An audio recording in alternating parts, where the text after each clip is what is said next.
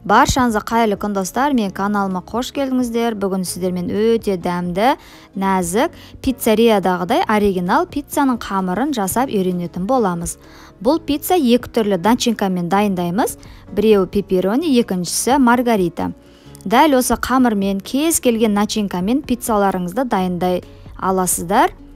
Видеоны соңына дейін көріп, менімен бірге әзірлеп көріңіздер. Осындай керемет хит рецепттерді жібер алмас үшін арнама тіркеліп, қоңыраушаны басуды ұмытпаңыздар.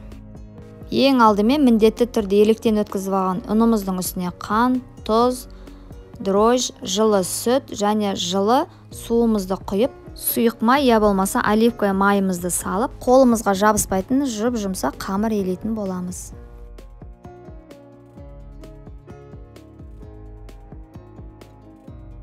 Толық рецепттердің граммдарын описанияның астына жазып кететін боламын.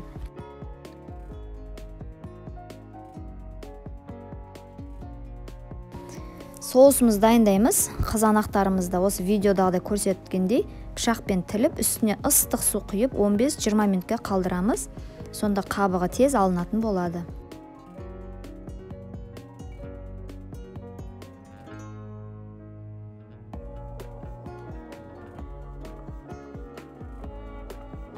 Міне 15-20 минутымыз өтті. Енді қабығын пышақтан алып,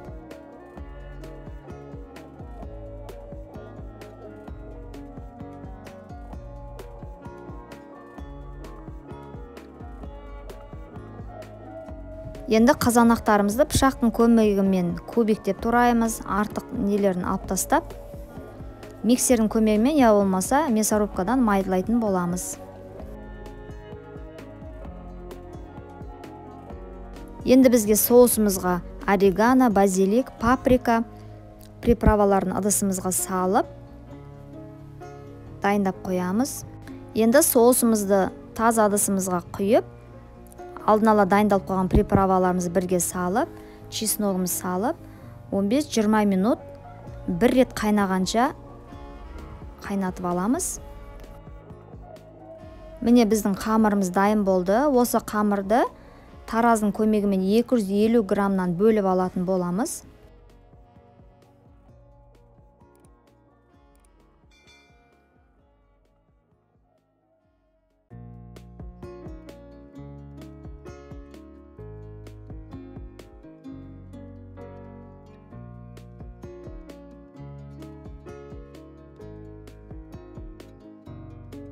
Менде диаметр формам 30 сантиметр.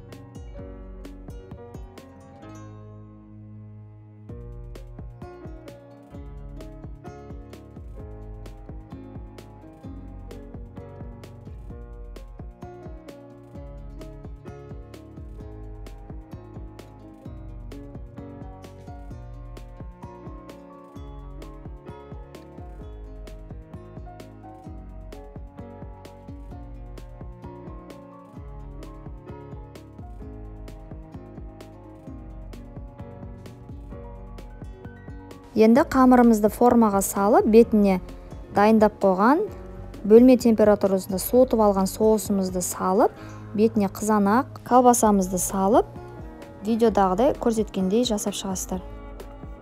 Алдын ала қызып тұрған духовкамызды асты үстін қосып, 250 градуста 5-6 минут пісіріп алатын боламыз. Артық ұстамаңыздар қыздар. Артық ұстасаңыздар сырларыңыз күйіп кететін болады.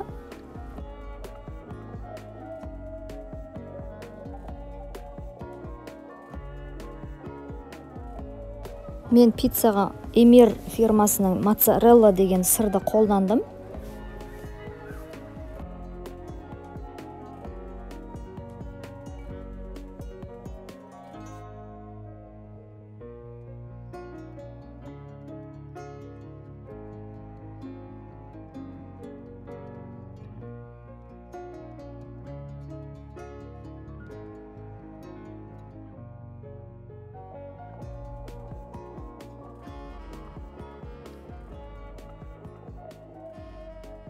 Екінші пиццамызды дайындаймыз, пепперони. Оған қамырымыздың үстіне соусымызды салып, бір келкі етіп жағып шығатын боламыз.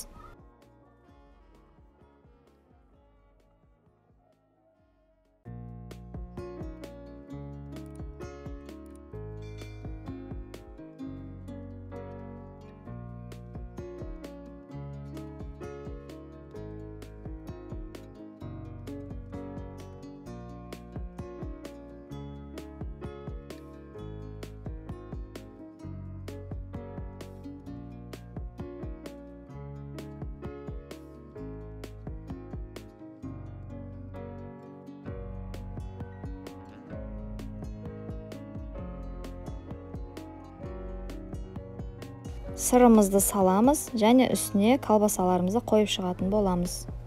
Алдын ала қызып тұрған духовкамызды 250 градусқа қойып, 5-6 минут пісіріп алатын боламыз.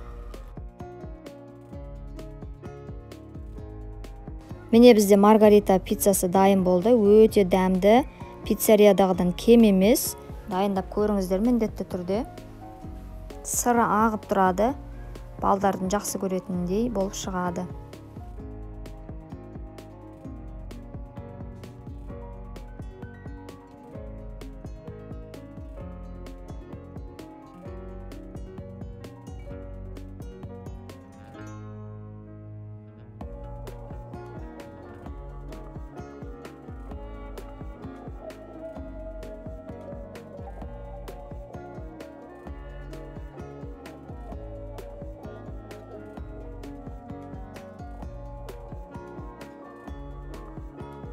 Міне біздің екінші пиццамыз маргарита дайын болды.